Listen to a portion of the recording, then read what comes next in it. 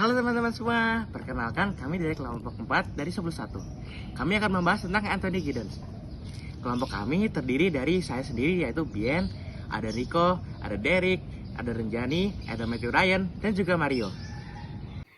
Pada presentasi kali ini, kami akan membahas pertama tentang biografi dan riwayat pendidikan Anthony Giddens, quotes dari Anthony Giddens, karya tulisnya, dan teori strukturasi.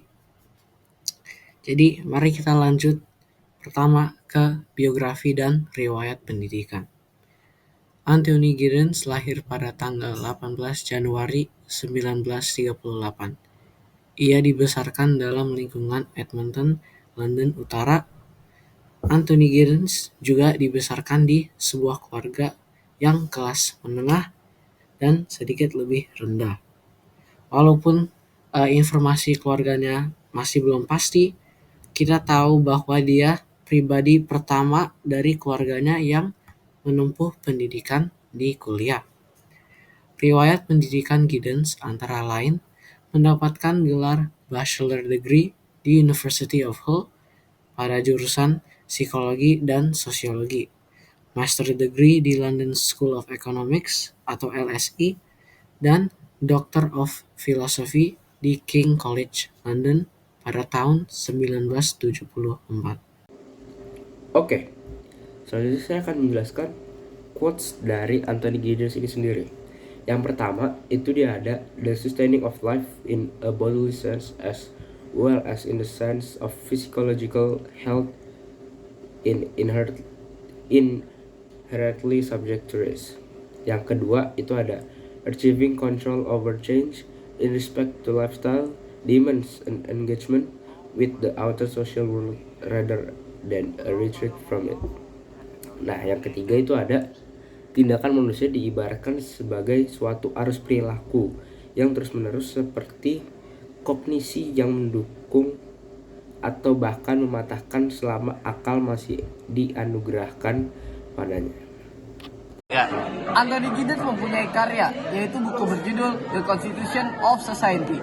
Ini mencoba untuk merumuskan sebuah teori tentang bagaimana masyarakat terstruktur dan bagaimana individu berpartisipasi dalam pembentukan masyarakat tersebut. Anthony Giddens berusaha memahami interaksi sosial, struktur sosial, dan peran agen dalam membentuk masyarakat. Halo semua, nama saya Renjani Katmandu dan saya akan menjelaskan tentang teori strukturasi. Teori strukturasi atau structuration theory oleh Anthony Giddens adalah kerangka kerja teoritis yang menggambarkan hubungan kompleks antara struktur sosial dan tindakan individu. Teori ini mencoba memahami bagaimana struktur sosial dan tindakan individu saling memengaruhi dalam pembentukan masyarakat.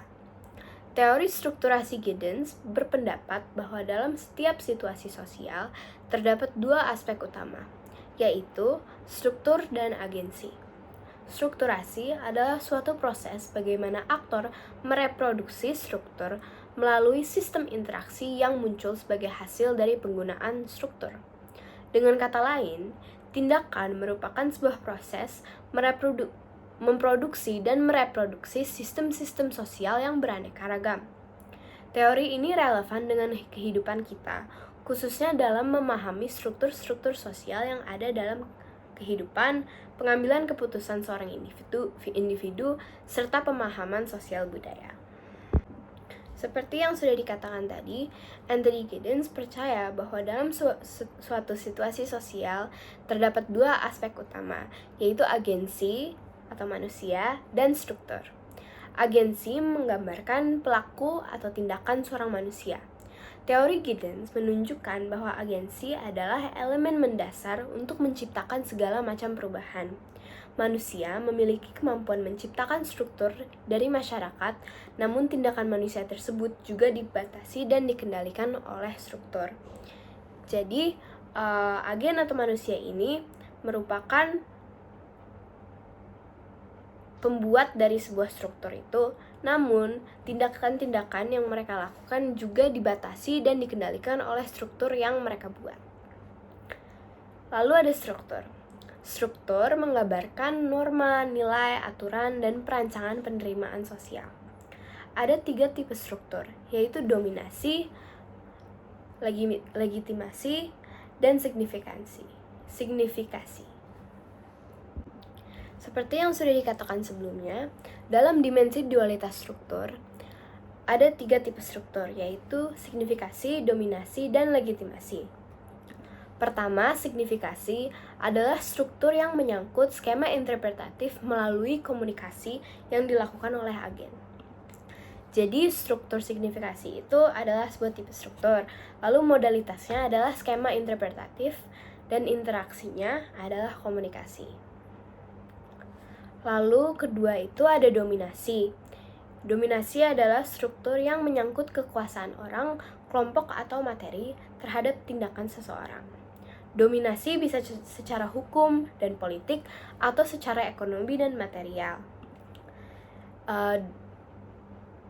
Dominasi adalah tipe strukturnya, lalu modalitasnya adalah fasilitas, dan interaksinya adalah kekuasaan. Lalu yang terakhir adalah legitimasi, yaitu berkaitan dengan bagaimana masyarakat menerima institusi sosial seperti norma, hierarki, dan standar sosial. Jadi legitimasi itu strukturnya, lalu modalitasnya adalah norma, dan interaksinya adalah sanksi atau sanksi sosial.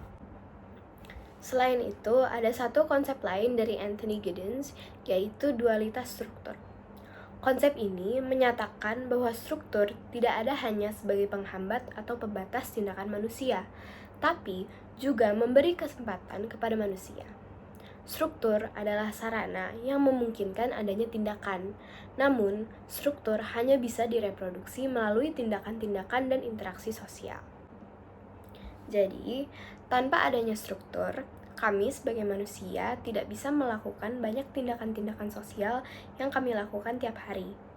Namun, struktur itu juga menjaminkan bahwa ada sebuah struktur atau sistem sosial yang terorganisir dalam kehidupan sosial manusia. Salah satu cara kita dapat mengimplementasikan teori strukturasi ke dalam kehidupan kita sehari-hari adalah dalam halnya pembelian rumah.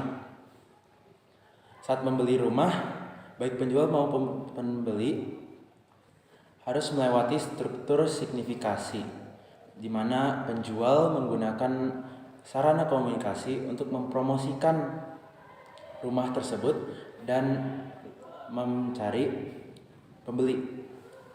Pembeli pun harus bernegosiasi dengan penjual untuk menemukan harga yang pas untuk rumah tersebut. Setelah itu ada struktur dominasi secara ekonomi, di mana pembeli harus memiliki uang yang cukup untuk membayar harga rumah tersebut. Dan terakhir ada struktur legitimasi, di mana baik penjual maupun pembeli harus melewati norma-norma sosial yang biasa ditemukan dalam proses pembelian rumah, seperti misalnya pemakaian kontrak.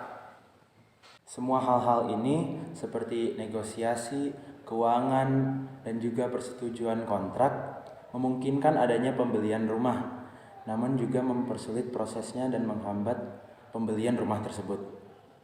Sekian dari kelompok kami, terima kasih, bye-bye.